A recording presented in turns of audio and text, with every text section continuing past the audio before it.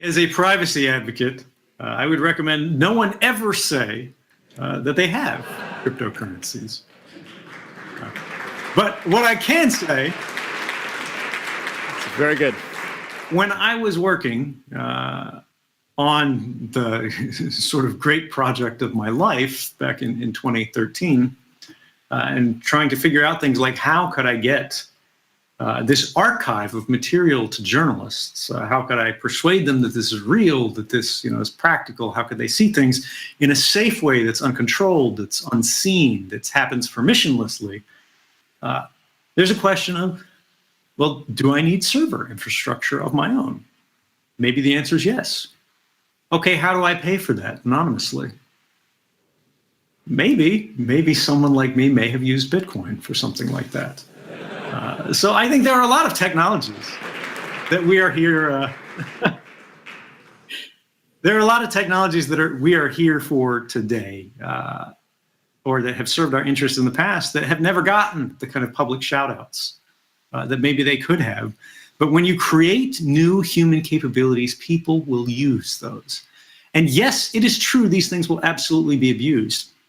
But if we do not believe that people will use these new capabilities more often for good things than for bad things, we might as well pack up the game and say the human race is over, it's done, progress needs to stop, and we need to become less capable as people.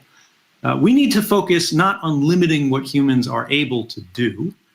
We need to focus on creating better people, right? And the way we do that is by living good lives, living positive examples, by being good people, right, who touch other lives in positive ways and make them want to be creative, successful, even self-sacrificing in certain contexts. When we talk about which cryptocurrencies are interesting to me, I've said before and I'll say again, Zcash for me is the most interesting right now because the privacy properties of it are truly unique. We see more and more projects that are trying to emulate this, and I think this is a positive thing. Monero's out there. I've used Monero, just like everything else out there. And this is, the idea here is you see these little tribal battles happening in the cryptocurrency space where they pick a flavor, they pick a team, and it's like a team sport, and whoever uses anything else is the enemy.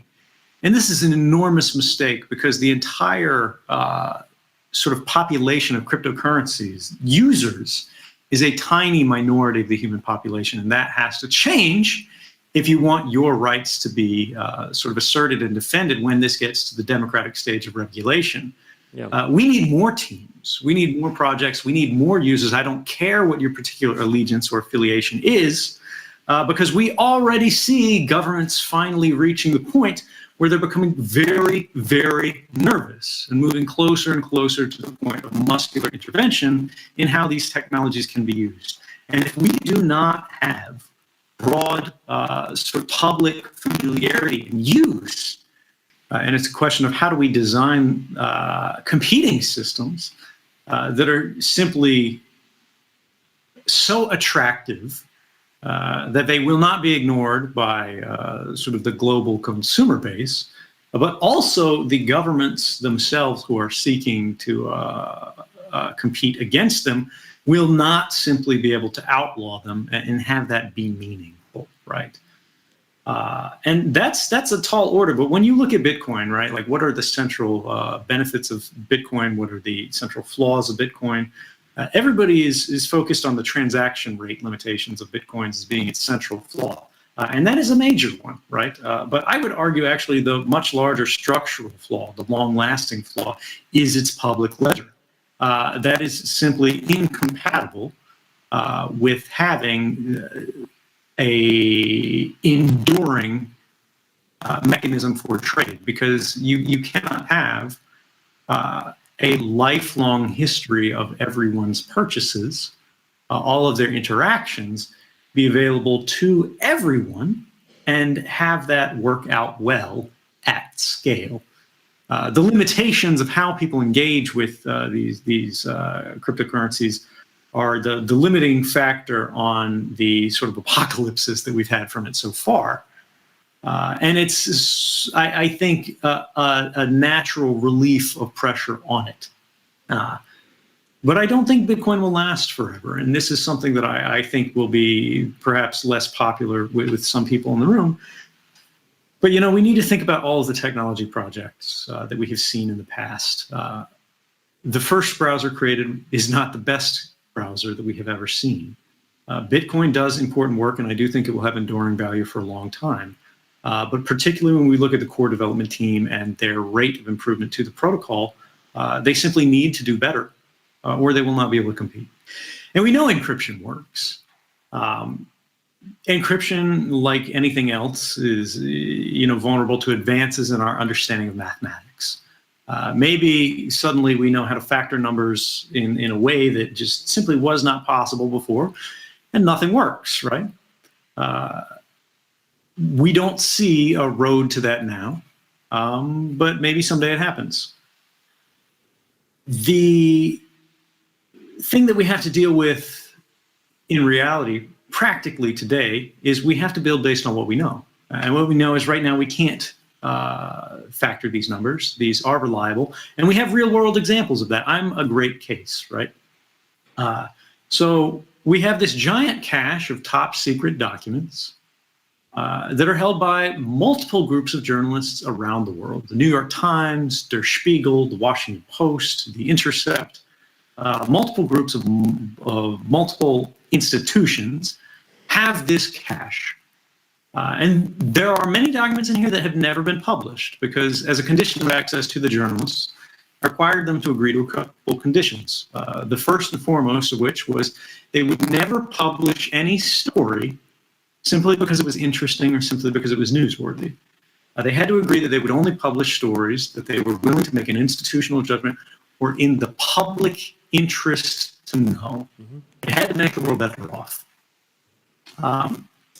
But this would, of course, make it a target for the U.S. government to see what's in there, what sort of secrets they have that got loose that journalists know but didn't print. Other governments, right? Maybe the Russians want to break in. Maybe the Chinese want to break in. Maybe the Germans want to break in and see if anybody's spying on Merkel's other cell phone, right? It's been 5 years since 2013, and it's never happened.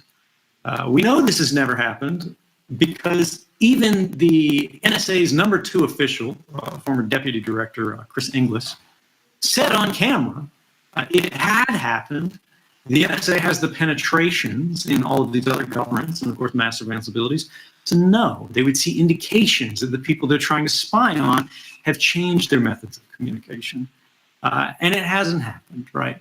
Over 5 years with the world's most well-resourced attackers against a groups of sort of well-trained, but let's be honest here, still journalists. It's a bug bounty. If they can protect the world's best cache of secrets, right, for 5 years against the world's most motivated attackers, what does that mean for the average guy trying to protect his wallet? Pretty good thing. You could break private keys, you could forge transactions, you could do so many things. It's worth so much money now, and nobody's doing it, right? The Satoshi blocks are still not moving around anywhere. But the idea, when we go back into the larger scoping out a little bit about what does this mean for the world when we have this kind of technocratic elite, will they gain a power that we can't compete with? The reality is we're already there. Yep. When we look at Facebook, when we look at Google, some of these people, like the head of Facebook, are already campaigning for the presidency in 2020. It's quiet, but they're laying the groundwork. He went to Iowa. Yeah, I'm sure it's a very exciting place for Facebook. But for those who aren't familiar with American presidential candidates, Iowa is the sort of very important swing state that they got to start campaigning in. You go there, you talk about corn. But the idea here is when we have technology, and our debates are based on people's knowledge, and they have an advantage in terms of knowledge, that's problematic. But it is not insurmountable because fortunately human intelligence is unevenly distributed. And there are young, smart people in every corner of the earth at every level of the income bracket. Inequality is a serious and growing problem, right? But I would rather be fighting a battle of brains than a battle of dollars.